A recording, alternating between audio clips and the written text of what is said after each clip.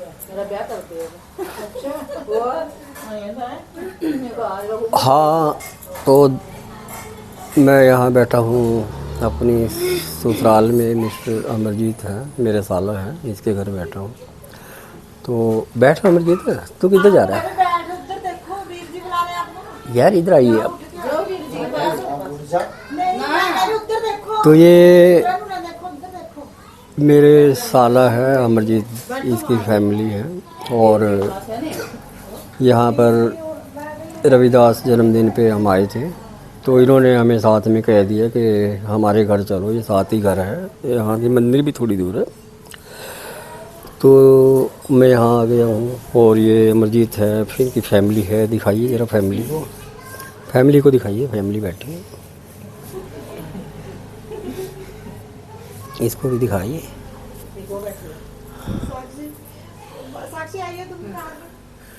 तो इन्होंने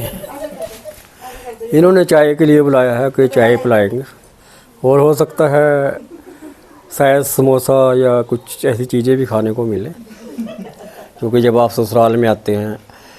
अब दोस्तों, मैं इस घर का दामाद हूँ, लेकिन अब मैं फूफा बन चुका हूँ। अभी देखो, जब मेरी शादी हुई थी तो मैं दामाद था। तो अभी मेरे साले हैं, इनके बच्चे हो गए हैं, इनके बच्चों की शादियाँ हो गई। तो अब फ्रेंड्स में फूफा हो गया। फूफा का आपको पता ही क्या रिश्ता होता है। अगर आप भी फूफा हैं, मान लो आपका ये रिश्ता, आप इस रिश्ते में घूम रहे हैं, आप कहीं भी फूफा हैं, तो आपको पता है फूफे की वैल्यूज क्या होती हैं। और फूफे के साथ फॉर्मेलिटीज क्या यूज की जाती हैं। ये कोई झूठ नहीं है, ये सच है दोस्तों। क्योंकि जब आप किसी घर के दामाद होते हैं, तो दामाद होना और फूफा होना दोनों में बहुत अंतर है फ्रेंड्स। अंतर ये है कि जब आप दामाद होते हैं तो क्योंकि आप उस घर के अकेले हैं, तो आपको वो चीज़ मिलती है जो एक दामाद का राइट्स होता है। बट जब बच्चे हो जाते हैं, आगे बच्चों की शादियां हो जाती हैं, तो उसमें क्या है दोस्तों कि फुप्पे का दर्जा आ जाता है। और आपने देखा भी होगा दोस्तों, कभी कोई शादी में आप जाते हैं, फुप्पा जाता है, और पूरी शादी में अगर कोई आदमी रूठा सा घूमता है, फिक्का सा मुँह लेके घूम रहा है, नाराज सा घूम रहा है, तो आपको दोस्तों एकदम पता चल जाएगा कि ये हो सकता है इस घर का फुप्पा है। क्योंकि दोस्तों, फुप्पे को कोई पूछ नहीं है, कोई पूछताछ नहीं है, कोई पूछता नहीं है। पूछते इस करके नहीं है कि वो वैसे ही करता है, यार ये कर लो वो कर लो, जबकि उसको कोई पूछ ही नहीं रहा, तो वो जानबूझ के टांग अड़ाता है। तो जब कोई आदमी बिना मतलब के, बिना किसी के टांग अड़ाएगा, तो उसको तो फिर ऐसे ही जवाब मिलेंगे। तो फूफे के लिए फॉर्मेलिटीज बनी हैं, और दामाद और फूफे के लिए अलग अलग फॉर्मेलिटीज होती हैं। तो जो आपकी सास होती है, आपके ससुर होते हैं, उनके लिए आप वैसे ही रहते हैं जैसे आप 25 साल 30 साल पहले से, या अब भी अगर आप 30-35 साल आपकी मैरिज को हो गए हैं, उसके बाद भी सास और ससुर के दिल में आप दामाद ही हैं। और इज्जत और मान और सम्मान जो दोस्तों मिलता है, वो उतना ही मिलता है। सास वही प्यार करती है जो वो 30 साल पहले करती थी, ससुर वही प्यार करते हैं जो 30 साल पहले करते। तो दोस्तों, सास ससुर में कोई फ़र्क नहीं आता। फ़र्क सालों में या किसी भी तरह से ऐसे नहीं आता, बट ये एक समय होता है दोस्तों। तो समय में क्या होता है कि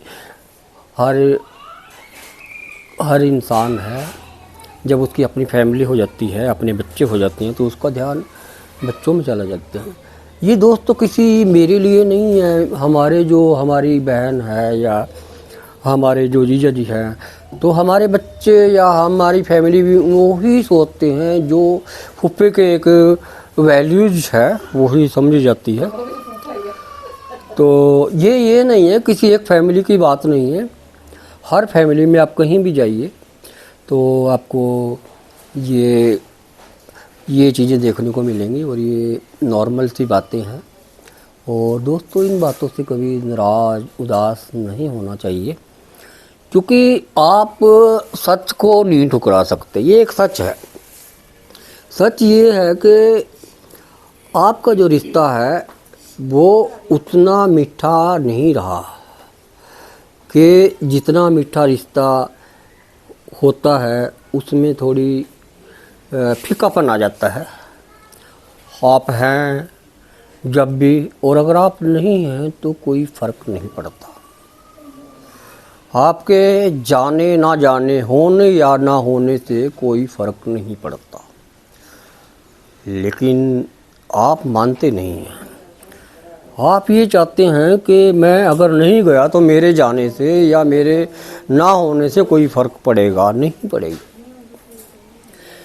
तो घर की लड़की होती है, घर जो आपकी वाइफ है, उसकी भी जो वैल्यू होती है वो उतनी नहीं रहती जितनी उसकी शादी के टाइम रहती है।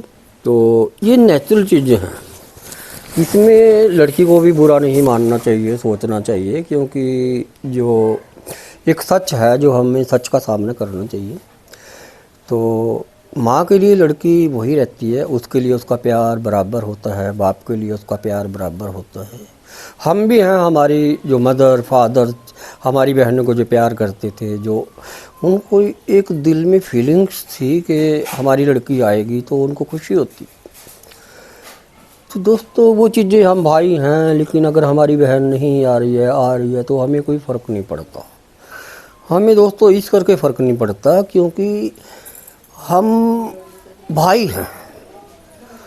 तो भाई के लिए बहन इतनी इम्पोर्टेंट नहीं होती, बट जो माँ बाप होते हैं उनके लिए अपनी जो बेटी होती है, अपनी जो बेटी है वो एक माँ अगर 80 साल की भी है तो अपनी बेटी को उतना ही प्यार करती है जितना वो 35 साल 30 साल 40 साल की उम्र में करती है। तो फ्रेंड्स, ये कुछ एक्सपीरियंस होते हैं लाइफ के और हमें इनको समझना चाहिए। ये एक बदलाव होते हैं ज़िंदगी के, क्योंकि आपको बदलाव जो है उसको मानना चाहिए। रिश्तों में बदलाव आते हैं, दोस्ती में बदलाव आते हैं, तो ऐसी कोई बात नहीं है। बाकी ये है कि माँ बाप के लिए बेटी जो है वो कम नहीं होता, उसका प्यार कम नहीं होता। लेकिन माँ की या बाप की कुछ प्रॉब्लम्स होती हैं, कुछ मजबूरियाँ होती होंगी, क्योंकि ये नेचुरल चीज़ें हैं। जब बच्चे जवान हो जाते हैं, अपने बच्चे हो जाते हैं बच्चों के, तो उनकी कुछ फॉर्मेलिटीज़ बढ़ जाती हैं और ऐसा नेचुरल होता है। क्योंकि दोस्तों, ये चीज़ें जो है ये कुदरती है, बदलाव है, तो बदलाव लाना सीखिए। जैसे आपके रिश्ते हैं, जैसा मिठास है, आप उस मिठास को, अगर मिठास नहीं है, उतनी मिठास नहीं है, जितनी भी है उतना लीजिए आप। रिश्ते जो होते हैं, कहते हैं कि रिश्ते कभी तोड़ने नहीं चाहिए। आपको प्यार मिले, इज्जत मिले, ना मिले, क्योंकि दोस्तों रिश्तेदारी या रिश्तेदार कभी भी काम आ सकता है, कभी भी ज़रूरत पड़ सकती है। तो अपने रिश्तों को बनाए रखिए। ये मत समझिए कि कोई मुझे बुलाता नहीं या मेरे से बात नहीं करता, तो ऐसा नहीं होता। रिस्पॉन्सिबिलिटी, ज़िंदगी में जिम्मेवारियाँ आ जाती हैं और उन जिम्मेवारियों की वजह से जो है ये रिश्ते इस तरह से होते हैं। ये हर घर में होते हैं, हर फैमिली में होते हैं, हर समाज में ये रिश्ते होते हैं दोस्तों। तो चाहे आपके रिश्ते मीठे हैं या वो उतने मिठास नहीं दे रहे हैं, लेकिन रिश्तों को हमेशा बनाए रखिए। रिश्तों को बनाए रखने से पता नहीं कब कोई काम आ जाए। अगर हम ये सोचते हैं कि रिश्ता जो है वो ख़त्म कर दिया जाए तो ये गलत बात है, क्योंकि जब भी हमारे कोई काम आता है तो हमारा अपना होता है, हमारा रिश्तेदार होता है, वही हमारे काम आता है हमारी मजबूरी में किसी भी तरीके से। दूसरा हमारा यार दोस्त है या कुछ भी है वो तो ना काम नहीं आएगा। तो मेरा दोस्त तो एक ही कहना है कि आपके रिश्ते कैसे भी हों, जैसे भी हो, आप उनको बनाए रखिए।